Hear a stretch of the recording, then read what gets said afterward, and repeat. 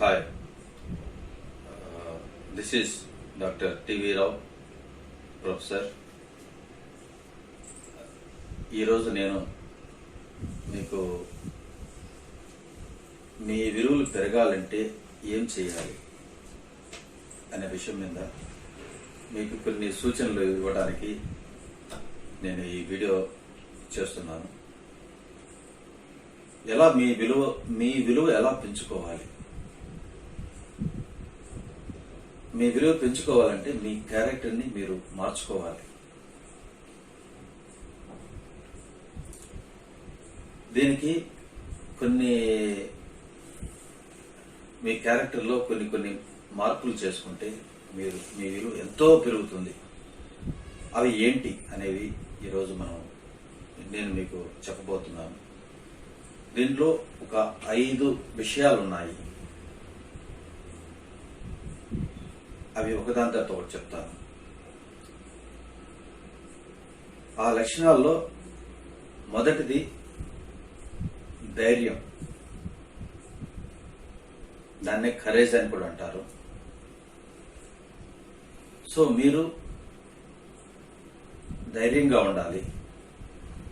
అన్ని పరిస్థితుల్లోనూ ధైర్యంగా ఉండాలి. మీకు ఎంత సమస్య వచ్చినా కానీ మీ ధైర్యం మీరు కోల్పోకూడదు. మీరు ధైర్యంగా ఉన్నారంటే మీరు ఎటువంటి సమస్య అయినా కానీ మీరు అతి సులభంగా మీరు అధిగమించగలరు. మరి ఏంటి ధైర్యం అంటే? ఏంటి ధైర్యం అంటే? గొడవ పడటమా? కాదు. ధైర్యం అంటే మీరు నిజాయితీగా ఉండడాన్ని ధైర్యం అంటారు. సో ప్రతి మనిషి నిజాయితీగా ఉండాలి,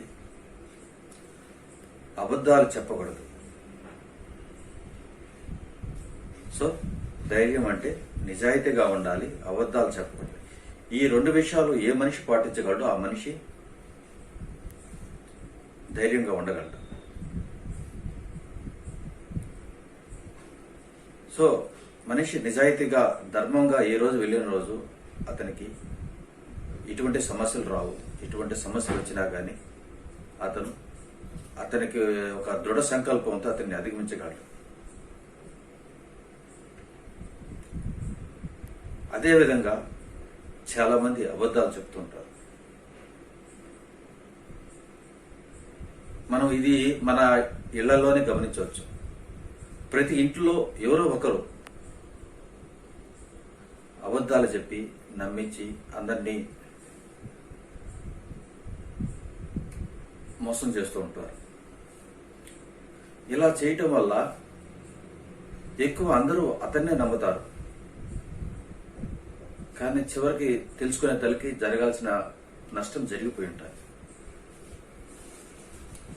ఈ విధంగా అబద్ధాలు చెప్పుకుంటూ పోవడం వల్ల ఆ అబద్ధాలని కప్పిపుచ్చడానికి ఇంకా కొన్ని అబద్ధాలు చెప్పి ఇలా చివరికి పరిస్థితి అతని చేతిలో లేకుండా పోతుంది.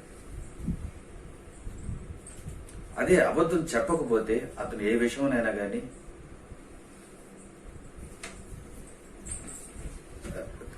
కరెక్ట్గా ఫేస్ చేయడానికి అవకాశం ఉంటుంది. అలా కాకుండా అబద్ధాలు చెప్తే ఆ అబద్ధాన్ని కప్పిపుచ్చడం ఇంకో అబద్ధం ఆడి, ఆ అబద్ధాన్ని కప్పించడం ఇంకో అబద్ధం ఆడి, ఇలా ఒక అబద్ధం కోసం 100 రకాల అబద్ధాలు ఆడి చివరికి అతను కాపాడుకోలేని పరిస్థితి ఆ పరిస్థితికి వెళ్లాల్సి వస్తుంది. కాబట్టి సో మనిషి ధైర్యంగా ఉండాలి. ధైర్యంగా ఉండాలంటే అతను పాటించాల్సిన విషయాలు ఏంటంటే అతను నిజాయితీగా ఉండాలి, అబద్ధాలు ఆడకుండా ఉండాలి. సో ఎవరు ఈ 2 విషయాల్లో పాటించగలిగిన వ్యక్తి చాలా ధైర్యంగా ఉండగలరు. సో దీనికి మీకు ఒక చిన్న కథ చెప్తాను. ఒక రాజ్యాన్ని ఒక రాజు పరిపాలిస్తున్నాడు. ఆయనకి దైవ భక్తి కొద్దిగా ఎక్కువ ఉండేది. రోజు అతను అష్టలక్ష్మిని పూజించేవాడు. ఇలా పూజిస్తుంటే ఒకరోజు పూజిస్తా ఉంటే అతను ఆ అష్టలక్ష్మి లేకపోతే కొద్దిగా విచారంగా ఉండడాన్ని గమనిస్తాడు. అప్పుడు అడుగుతాడు, అమ్మాయి మీరు ఎందుకు కొద్దిగా విచారంగా ఉన్నారు అంటే, మేము మీ రాజ్యంలో చాలా సంవత్సరాల నుంచి ఉంటున్నాము, చాలా రోజుల నుంచి ఉంటున్నాము, కానీ మేము వెళ్ళిపోవాల్సిన సమయం వచ్చింది కాబట్టి మేము వెళ్ళాలి. నువ్వు ఏదైనా ఒక కోరిక కోరుకో, మీకు ఆ కోరిక నెరవేర్చి మేము వెళ్ళిపోతాము అంటారు. ఆ రాజు ఆలోచిస్తాడు. ఆలోచించి ఆ పక్క రోజు వచ్చేసి ఇతను పూజ చేసేసి ఒక్కొక్కరు అష్టలక్ష్ములు అంటే ధాన్యలక్ష్మి, ఇలా చాలా మంది ఉంటారు. అందరూ ఒక్కొక్కరు వెళ్ళిపోతారు. చివరికి ధైర్యలక్ష్మి ఒక్కటే ఉంటుంది. ఆమె కూడా, మరి నువ్వేమి కోరిక అడగలేదంటే, లేదమ్మా నేను రాజ్యాన్ని పరిపాలించాలంటే మీరు ఉండాలి, నేను అడిగే కోరిక కూడా అదే, మీరు నా రాజ్యంలో ఉండిపోవాలి అని అనే తల్లికి ఆ దేవతామూర్తులు ఇచ్చిన మాట మీద ఆ ధైర్యలక్ష్మి ఆగిపోతుంది. ధైర్యలక్ష్మి ఆగిపోయే కొద్దీ మిగతా అమ్మవార్లు కూడా ఈమె లేకుండా మనం బయట ఉండటం కుదరదని వాళ్ళు కూడా ఆ రాజ్యంలో నిండిపోతారు. కాబట్టి ఎక్కడ ధైర్యం ఉంటుందో అక్కడ సుఖ సంతోషాలు ఉంటాయి, సంపదలు ఉంటాయి. కాబట్టి ధైర్యానికి అంత ప్రాముఖ్యత ఉంది. కాబట్టి నేను మీకు అందరికి చెప్పేది ఏంటంటే, ధైర్యం అనేది చాలా చాలా విలువైనది.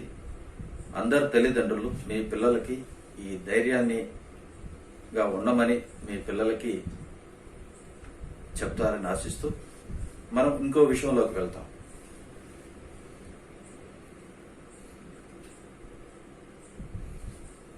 ఓపిక, దీన్ని సహనం అని కూడా అంటారు. ఈ సహనం అనేది ప్రతి మనిషి బాగా అలవాటు చేసుకోవాలి. ఏదైనా చిన్న ప్రాబ్లం జరిగినప్పుడు, ఏదైనా చిన్న గొడవ జరిగినప్పుడు అనవసరంగా కోపం తెచ్చుకొని ఆ కోపంలో ఇతను దానికన్నా ఇంకా కొన్ని తప్పులు చేసేసి చివరికి ప్రాబ్లమ్స్ను మనం కొని తెచ్చుకునే అవకాశాలు చాలా ఉంటాయి సహనం లేకపోవడం వల్ల. కావున ప్రతి ఒక్కరూ ఏదైనా సమస్య వచ్చినప్పుడు జాగ్రత్తగా కొద్దిగా ఓపిక తెచ్చుకోండి, కోపం తగ్గించుకోండి.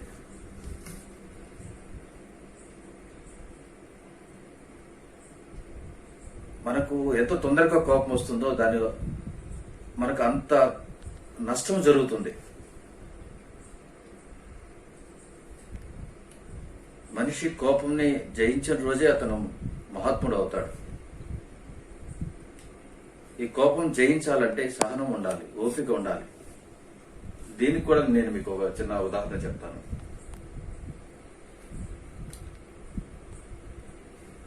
మన ఫ్రీడమ్ ఫైటర్ గాంధీ మహాత్ముడు, అతను దగ్గర 30-40 సంవత్సరాలు స్వతంత్రం కోసం ఎన్నో ఉద్యమాలు చేసి ఎంతో ఓపికగా ఉన్నాడు. అలా ఓపిక ఉండడం వల్ల అతను స్వతంత్ర పోరాటంలో విజయం సాధించడమే కాకుండా అతను దేశానికి మహాత్ముడయ్యాడు. మనం జాతిపితగా అతన్ని కొలుస్తాం. అలాగే అంతకన్నా గొప్ప ఇంకో వ్యక్తి కూడా ఉన్నాడు.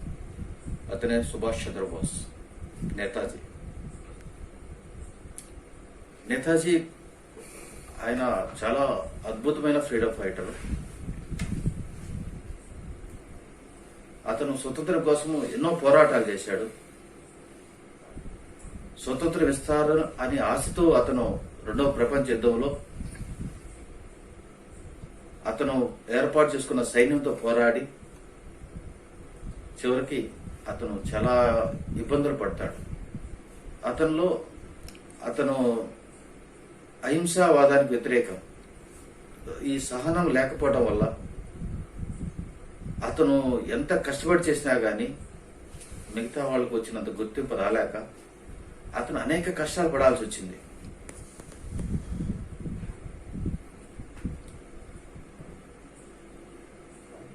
సో స్వతంత్రం వచ్చిన తర్వాత మనము నేతాజీ సుభాష్ చంద్రబోస్ని మనం చూసుకోలేకపోయాం. కాబట్టి సహనం అనేది మిమ్మల్ని కాపాడటమే కాకుండా మిమ్మల్ని ఎటువంటి సమస్యల్లో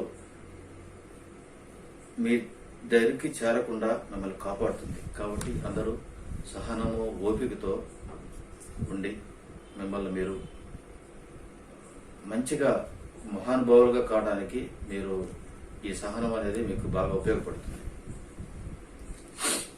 ఇకపోతే 3వ లక్షణము కృతజ్ఞత. దీన్నే గ్రాటిట్యూడ్ అని కూడా అంటారు. సో ప్రతి మనిషి కృతజ్ఞతతో ఉండాలి. మనకు ఈ విషయం చాలా ఇస్తుంది. ఓకే, మనకు ఏమిచ్చినా కానీ మనం దానికి తగ్గట్టు కృతజ్ఞత చూపించాలి. మనం ఎలా చూపిస్తాము? సో రోజు మన అమ్మ మీకు మీ అమ్మ మీకు మంచి భోజనం చేసి పెడుతుంది, ఆమెకి థ్యాంక్స్ చెప్పండి.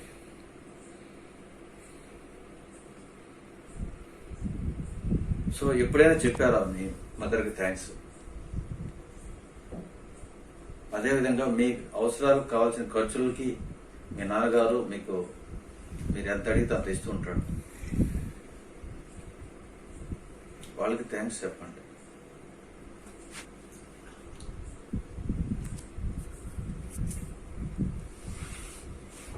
సో మీ టీచర్ మీకు విద్యాబోధులు నేర్పిస్తుంటారు, వాళ్ళకి థ్యాంక్స్ చెప్పండి. ఇలా మీకు మంచి వాతావరణము, మంచి ఎన్విరాన్మెంట్ మీకు ఈ విషయం క్రియేట్ చేస్తుంది. ఆ విశ్వానికి థ్యాంక్స్ చెప్పండి. ఇలా మీరు కృతజ్ఞతతో ఉండవు. మీకు జరిగే అన్ని మంచి పనులకు మీరు కృతజ్ఞత ఉంటే మీకు అన్ని మంచి జరుగుతాయి. సో ఇవన్నీ విశ్వం చూస్తూ ఉంటుంది. మీరు ఎప్పుడు కృతజ్ఞతతో ఉంటారో అన్ని విశ్వం మీకు ఏమి కావాలో అన్ని మీకు విశ్వం సమకూరుస్తుంది. సో ఇలా మీరు కృతజ్ఞతతో ఉన్నప్పుడు మీలో ఒక మంచి ప్రవర్తన మీకు తెలియకుండానే ఏర్పడుతుంది. కాబట్టి అందరూ కృతజ్ఞతతో మనకు జరిగే వాటికి కృతజ్ఞతతో ఉండాలి. ఇకపోతే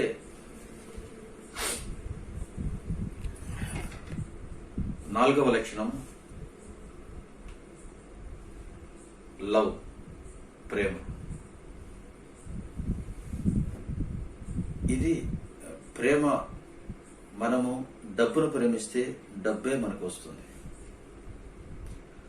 మనుషులను ప్రేమిస్తే మనుషులు తిరిగి మనల్ని ప్రేమించబడతారు. మనం ఎవరికైనా ఏదైనా ఇస్తే తిరిగి మనకు అదే వస్తుంది. దీన్నే లా ఆఫ్ అట్రాక్షన్ అంటారు. ఈ సృష్టిలో ఇది ఒక అద్భుతమైన ప్రిన్సిపల్. మనం ఏమి ఇస్తే అది మనకు వస్తుంది. మనం ప్రేమిస్తే తిరిగి అందరూ మనకు ప్రేమిస్తారు. కాబట్టి అందరినీ ప్రేమించిన అలవాటు చేసుకోండి. ఎవరితో శత్రుత్వం వద్దు. మీకు వీలైతే శత్రువులను కూడా ప్రేమించండి. వాళ్ళు తప్పకుండా వాళ్ళు మారుతారు. ఏదైనా శత్రుత్వం ఉంటే ఆ శత్రుత్వం అక్కడితో పోతుంది.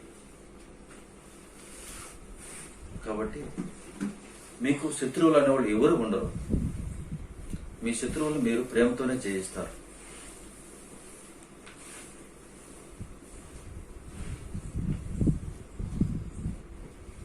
ఇకపోతే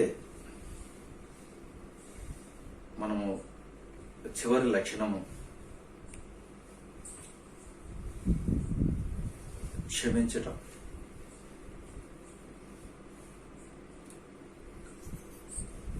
ఈ క్షమించడం అనేది మనకు కొన్ని సంఘటనలు జరిగినప్పుడు మనం చాలా బాధపడతాము. సో ఆ సంఘటనలో మనం ఒక్కోసారి కోపం కూడా వస్తుంది. క్షమించడం కష్టమే, కానీ క్షమించే అలవాటు చేసుకోవాలి.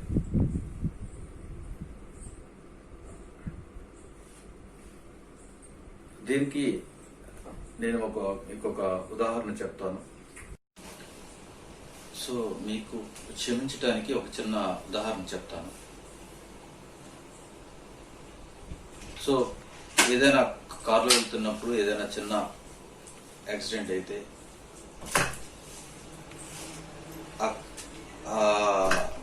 రెండు కార్ల వాళ్ళు మామూలుగా గొడవ పడతారు. అలా గొడవ పడటం వల్ల ఏదైనా చిన్న సమస్య ఉంటే దాన్ని పెద్ద చేసుకొని ఈవెన్ పరిష్కారం చేసుకోలేని విధంగా ఆ సమస్యను తయారు చేసుకుంటారు. అసలు ఏం జరిగింది,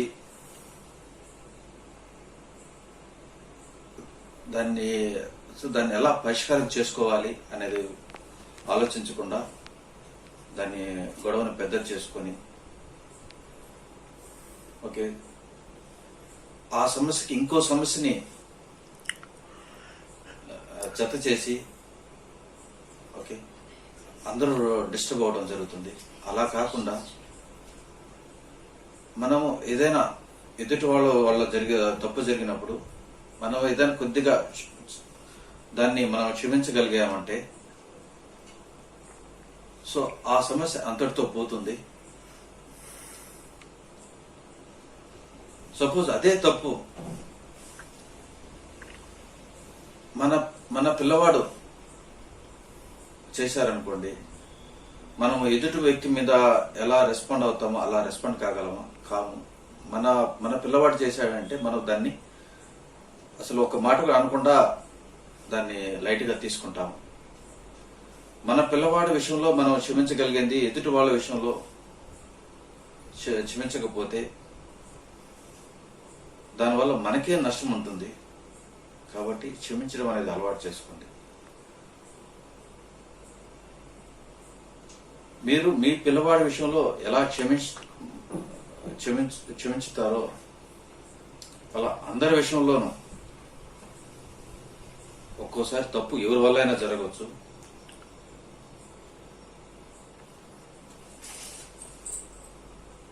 మీరు మీ పిల్లల్ని ఎలా క్షమించుతారో మీ తల్లిదండ్రులు కూడా అప్పుడప్పుడు కొన్ని తప్పులు జరుగుతూ ఉంటాయి, వాళ్ళని క్షమించాలి. మీ పిల్లల్ని ఎలా చూసుకుంటారో మీ తల్లిదండ్రులు కూడా అలాగే చూసుకోండి. అలాగే తప్పు వెదుటి వేరే వాళ్ళ వల్ల జరిగినా కానీ మీరు క్షమించటం అలవాటు చేసుకోండి. ఈ క్షమించే గుణమే మనల్ని చాలా సమస్యల నుంచి కాపాడుతుంది. ఇదే మనిషిని ఒక మహాత్ముని చేసే అంత శక్తి ఈ క్షమించే గుణంలో ఉంది. మనం ఏ మత గ్రంథం తీసుకున్నా, భగవద్గీత తీసుకున్నా, బైబిల్ తీసుకున్నా, ఖురాన్ తీసుకున్నా, అన్ని మతాలు చెప్పేది ఎదుటి వాడిని క్షమించమని. కాబట్టి ఈ క్షమించడం అనేది చాలా మిమ్మల్ని ఎన్నో విధాలుగా ఉన్నతిని చేస్తుందని ఆశిస్తూ ఈరోజు మీకు చెప్పిన ఈ 5 లక్షణాలు, ధైర్యంగా ఉండటం. ధైర్యం అంటే నిజాయితీగా అబద్ధాలు చెప్పకపోవడం,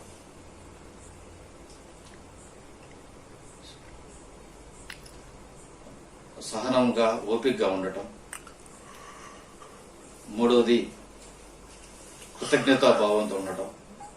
మనకు ఈ విషయం చాలా ఇస్తుంది, మనకు ఇచ్చిన వాటన్నిటికీ మనం కృతజ్ఞతగా ప్రతి ఒక్కరికి మనం థ్యాంక్స్ చెప్పడం అలవాటు చేసుకోవాలి. మనం అందరినీ ప్రేమించడం అలవాటు చేసుకోవాలి. అదేవిధంగా మనము అందరినీ క్షమించడం కూడా అలవాటు చేసుకున్నామంటే మన యొక్క విలువ పెరిగి అందరూ మనల్ని ఇష్టపడి మనకు ఎవరు శత్రువులు లేకుండా మనకు అనుకున్నవన్నీ జరిగి మనము విజయాన్ని తొందరగా చేరుకోగలరని ఆశిస్తూ మీరు ఈ 5 లక్షణాలని ప్రతి ఒక్కరూ తప్పక పాటిస్తారని ఆశిస్తూ నేను సెలవు తీసుకుంటున్నాను. Thank you.